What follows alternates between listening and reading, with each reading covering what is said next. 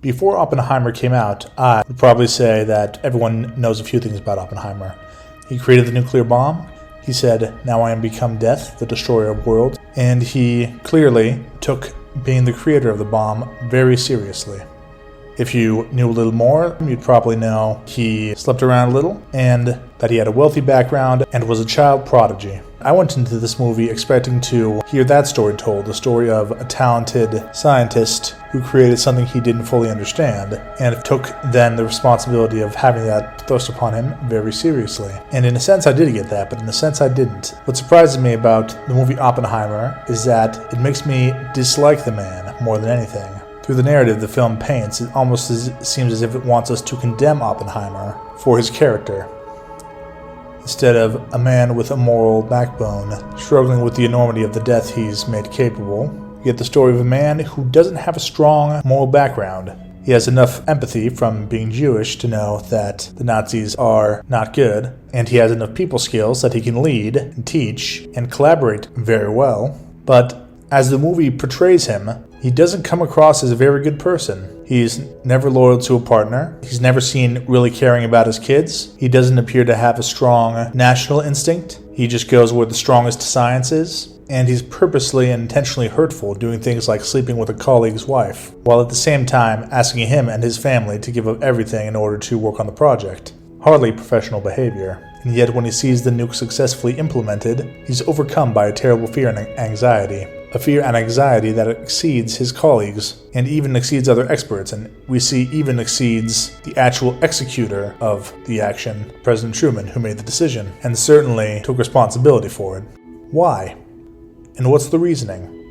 And why does it matter?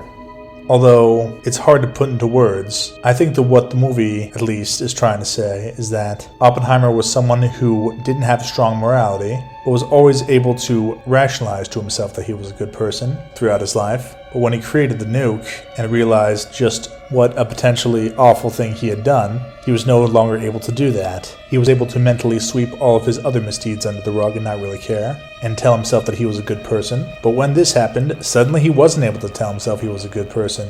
He was stuck grappling with the question of his own morality. And that's the difference between him and someone like Truman. While we don't know everything about Truman's character, he probably fits the bill more than Oppenheimer in certain respects. He probably has a stronger sense of nationalism, of patriotism. He's probably had to lead people more, and he seems to have understood the terrible cost of war longer and earlier than Oppenheimer did.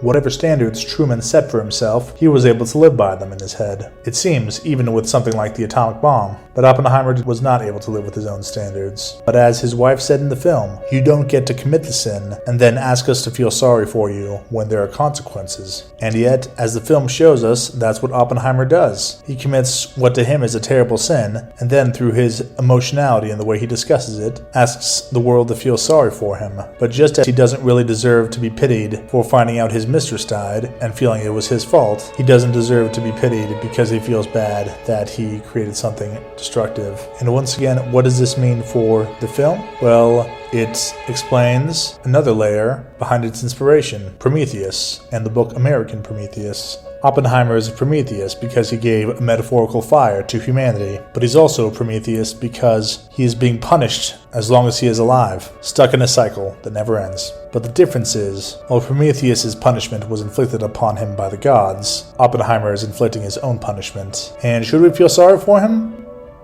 I don't think so.